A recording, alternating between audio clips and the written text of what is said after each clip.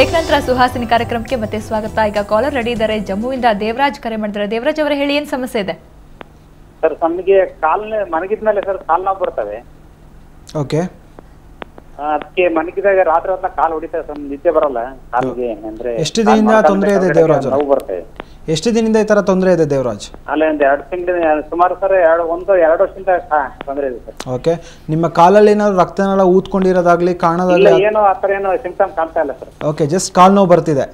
ಬರೀ ಕಾಲ್ ನೋವು ಬರ್ತದೆ. ಓಕೆ, ಪೂರ್ವ ಕಾಲ್ ನೋವು ಬರ್ತಿದೆಯಲ್ಲ, ಜಸ್ಟ್ ಮಂಡಿ ಮಾತ್ರ, ಜಾಯಿಂಟ್ ಅಲ್ಲಿ ಮಾತ್ರ? ಮಂಡಿ ಲಾಸ್ಟ್ ಎಂಡಿಂಗ್ ನಲ್ಲಿ ಮಾತ್ರ ಬರುತ್ತೆ.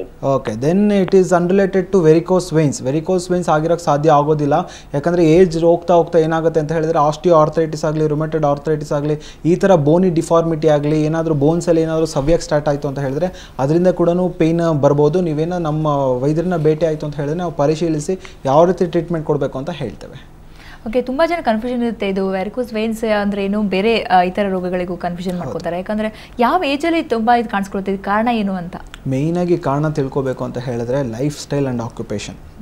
Okay, prolonged standing for long time, prolonged sitting for long time, ತುಂಬ ಹೊತ್ತು ನಿಂತ್ಕೊಂಡಿರ್ತಾರೆ. ಎಸ್ಪೆಷಲಿ ಕಂಡಕ್ಟರ್ಸ್ ಆಗಿರ್ಬೋದು, ಟೈಲರ್ಸ್ ಆಗಿರ್ಬೋದು, ಮತ್ತು ಟೀಚರ್ಸ್ ಆಗಿರ್ಬೋದು. ಇಂಥವರಲ್ಲಿ ತುಂಬ ಹೊತ್ತು ನಿಂತ್ಕೊಂಡಿದ್ರೆ, ಮತ್ತು ಸಾಫ್ಟ್ವೇರ್ ಇಂಜಿನಿಯರ್ಸು, ಡ್ರೈವರ್ಸು ತುಂಬ ಹೊತ್ತು ಕೂತ್ಕೊಂಡಿರ್ತಾರೆ. ಆವಾಗ ಏನಾಗುತ್ತೆ ಅಂತ ಹೇಳಿದ್ರೆ ನಮ್ಮ ಕಾಲ್ ಮೇಲೆ ಪ್ರೆಷರ್ಸ್ ಬೀಳ್ತಾ ಹೋಗ್ತಾ ಇರುತ್ತೆ.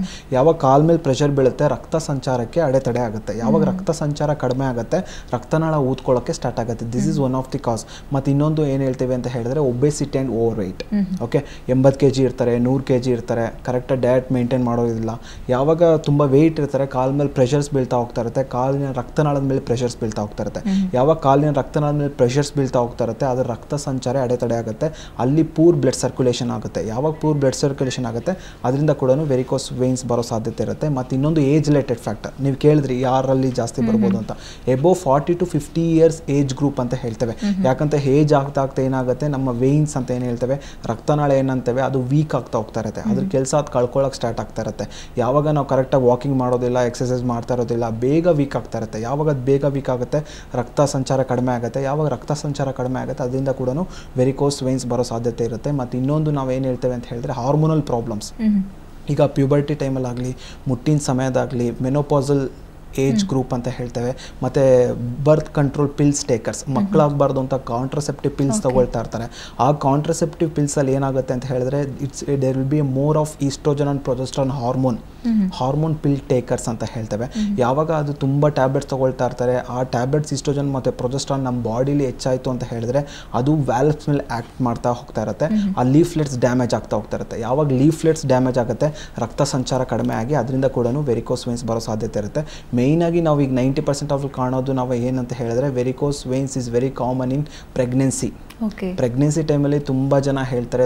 ಯಾಕೆ ಆ ಪ್ರೆಗ್ನೆನ್ಸಿ ಟೈಮಲ್ಲಿ ನಾವು ಕಾಣ್ತೇವೆ ಅಂತ ಹೇಳಿದ್ರೆ, ಇವಾಗ ಏನಾಗುತ್ತೆ ಅಂತ ಹೇಳಿದ್ರೆ ಪ್ರೆಗ್ನೆನ್ಸಿ ಟೈಮಲ್ಲಿ there will be more blood volume. 6 litre 7 litre ನಮ್ಮ ರಕ್ತ ಇರುತ್ತೆ ನಮ್ಮ ಬಾಡಿಲಿ. ಮತ್ತು ಗ್ರೋಯಿಂಗ್ ಯೂಟ್ರಸ್, ಬೇಬಿ ಬೆಳೀತಾ ಇರುತ್ತೆ, ಗರ್ಭಕೋಶ ವೆಯ್ಟ್ ಆಗ್ತಾ ಇರುತ್ತೆ. ಆ ಗರ್ಭಕೋಶ ಯಾವಾಗ ಕಾಲ್ ಮೇಲೆ ವೆಯ್ಟ್ ಬೀಳುತ್ತೆ, ರಕ್ತನಾಳಗಳ ಮೇಲೆ ವೆಯ್ಟ್ ಬೀಳುತ್ತೆ, ಅದರಿಂದ ಕೂಡ ವೆರಿಕೋಸ್ ವೇನ್ಸ್ ಬರೋ ಸಾಧ್ಯತೆ ಇರುತ್ತೆ. ಆ್ಯಸ್ ಪ್ರೆಗ್ನೆನ್ಸಿ ಗೋನಾಟ್ ಡೆಲಿವರಿ ಆದಮೇಲೆ ಸ್ವಲ್ಪ ಜನಕ್ಕೆ ಕಡಿಮೆ ಆಗುತ್ತೆ, ಒಬ್ಬರಿಗೆ ತುಂಬ ಇರುತ್ತೆ. ಅಂಥ ಪೇಷಂಟ್ಸ್ ಏನಾದರೂ ನಮ್ಮಲ್ಲಿ ಹೋಮಿಯೋಪತಿಕಲ್ಲಿ ಬಂದಾಗ ನಾವು ಕಾನ್ಸ್ಟಿಟ್ಯೂಷನ್ ಮೆಡಿಸಿನ್ಸ್ ಕೊಟ್ಟು ನಾವು ಅದನ್ನು ಕ್ಯೂರ್ ಮಾಡ್ತೇವೆ. ಮೇಯ್ನಾಗಿ ಇನ್ನೊಂದು ಮುಖ್ಯ ಕಾರಣ ಅಂತ ಹೇಳಿದ್ರೆ ಸ್ಟ್ರೈನಿಂಗ್. ಓಕೆ, ತುಂಬ ಕ್ರಾನಿಕ್ ಕಾನ್ಸ್ಟಿಪೇಷನ್, ತುಂಬ ವರ್ಷದಿಂದ ಮಲಬದ್ಧತೆ ಇರೋದು, ತುಂಬ ವರ್ಷದಿಂದ ಕೆಮ್ಮು, ಕ್ರಾನಿಕ್ ಕಾಫ್ ಅಂತ ಹೇಳ್ತೇವೆ, ಟ್ಯೂಬರ್ಕುಲೋಸಿಸ್ ಕ್ಷಯರೋಗ ಇರೋದು, ತುಂಬ ವರ್ಷದಿಂದ ಕೆಮ್ಮಾಗಲಿ, ತುಂಬ ವರ್ಷದಿಂದ ಮಲಬದ್ಧತೆ ಆಗಲಿ, ನಾವು ಮುಕ್ಕಿ ಮೋಷನ್ಗೆ ಹೋದಾಗ ಏನಾಗುತ್ತೆ ಅಂತ ಹೇಳಿದ್ರೆ ನಮ್ಮ ಕಾಲಿನ ರಕ್ತನಾಳಗಳ ಮೇಲೆ ಪ್ರೆಷರ್ ಬೀಳ್ತಾ ಹೋಗ್ತಾ ಇರುತ್ತೆ. ಯಾವಾಗ ಅದ್ರ ಮೇಲೆ ಪ್ರೆಷರ್ ಬೀಳ್ತಾ ಹೋಗ್ತಾರೆ, ಬ್ಲಡ್ ಸರ್ಕ್ಯುಲೇಷನ್ ಕಡಿಮೆ ಆಗಿ ಅದರಿಂದ ಕೂಡ ವೆರಿಕೋಸ್ ವೇನ್ಸ್ ಬರೋ ಸಾಧ್ಯತೆ ತುಂಬಾ ಇರುತ್ತೆ. ಓಕೆ, ಈಗ ಕಾಲ್ ರೆಡಿ ಇದ್ದಾರೆ ಬೆಂಗಳೂರಿಂದ ರಾಜು. ರಾಜು ಅವರೇ, ಹೇಳಿ, ಏನು ಸಮಸ್ಯೆ ಇದೆ? ಹಲೋ. ಓಕೆ, ಕಾಲ್ ಕಟ್ ಆಗಿದೆ ಅನಿಸುತ್ತೆ. ಸೊ ಏನಂದರೆ ಈಗ ನೀವು ಹೇಳಿದ್ರಿ ಏಜು ಎಲ್ಲ ಸುಮಾರು ಕಾರಣಗಳನ್ನು ಹೇಳಿದ್ರಿ. ಸೊ ಕಾರಣಗಳಲ್ಲಿ ತುಂಬ ಜನಕ್ಕೆ ಗೊತ್ತಾಗಲ್ಲ. ಅಂದರೆ ಓವರ್ ವೇಟ್ ಹೇಳಿದ್ರಿ, ಸೊ ವರ್ಕ್ ಅಟ್ಮಾಸ್ಫಿಯರ್ ಇರ್ಬೋದು, ಕಂಟಿನ್ಯೂಸ್ ಆಗಿ ನಿಂತ್ಕೊಳ್ಳೋದಿರ್ಬೋದು. ಸೊ ಅಲ್ಲಿ ಅಲ್ಟರ್ನೇಟಿವ್ ಆಗಿ ಏನು ಮಾಡ್ಬೋದು, ಅಂದರೆ ಏನು ದಾರಿ ಇದೆ ಅಂತ? ಮ್ಯಾನೇಜ್ಮೆಂಟ್ ಅಂತ ಹೇಳಿದ್ರೆ ಇವಾಗ ಇದರಿಂದ ಕಾರಣದಿಂದ ನಮಗೆ ಈ ರೋಗ ಬರ್ತಿದೆ ಅಂತ ಹೇಳಿದ್ರೆ ಫಸ್ಟ್ ಅದನ್ನು ನಾವು ಸ್ಟಾಪ್ ಮಾಡಬೇಕಾಗತ್ತೆ. ಸುಮ್ಮನೆ ಅದು ಕೆಲಸ ಮಾಡ್ತಾನೆ ಇರ್ತಾರೆ, ಮೆಡಿಸಿನ್ಸ್ ತೊಗೊಳ್ತಾನೆ ಇರ್ತಾರೆ, ಆ ಥರದೆಲ್ಲ ಮಾಡೋಕ್ಕೆ ಹೋಗಬಾರ್ದು. ಇವಾಗ ಮೇಂಟೈನಿಂಗ್ ಕಾಸ್ ಅಂತ ಹೇಳ್ತೇವೆ, ಅದರಿಂದ ನಮಗೆ ತೊಂದರೆ ಆಗ್ತಿದೆ ಅಂದರೆ ಫಸ್ಟ್ ಅದನ್ನು ನಾವು ನಿಲ್ಲಿಸಬೇಕಾಗತ್ತೆ. Prolonged standing for long time, ತುಂಬ ಹೊತ್ತು ನಿಂತ್ಕೊಳ್ಳೋದಾಗಲಿ ತುಂಬ ಹೊತ್ತು ಕೂತ್ಕೊಳ್ಳೋದಾಗಲಿ ಅದನ್ನು ಖಂಡಿತ ಮಾಡಬಾರ್ದು. ಎಕ್ಸಸೈಸ್ ಮಾಡ್ತಾ ಹೋಗ್ತಾ ಇರಬೇಕು.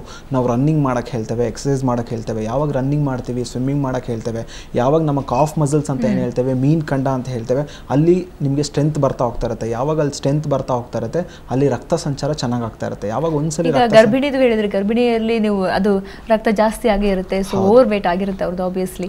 ಸೊ ಅವ್ರಿಗೇನು ದಾರಿ ಇದೆ ಬೇರೆ? ಇವಾಗ ಅವ್ರಿಗೆ ಒಬ್ಬರು ಏನಂತ ಅನ್ಕೊಂಡ್ಬಿಡ್ತಾರೆ ಅಂತ ಹೇಳಿದ್ರೆ, ಪ್ರೆಗ್ನೆನ್ಸಿ ಟೈಮಲ್ಲಿ ನಾವು ನಡಿಲೇಬಾರ್ದು, ಕೂತ್ಕೊಂಡೇ ಇರಬೇಕು, ಯಾವಾಗಲೂ ರೆಸ್ಟ್ ತೊಗೊಳ್ತಾನೆ ಇರಬೇಕು ಅಂತ ಹೇಳ್ತಾರೆ. ಅದು ಬಹಳ ತಪ್ಪು.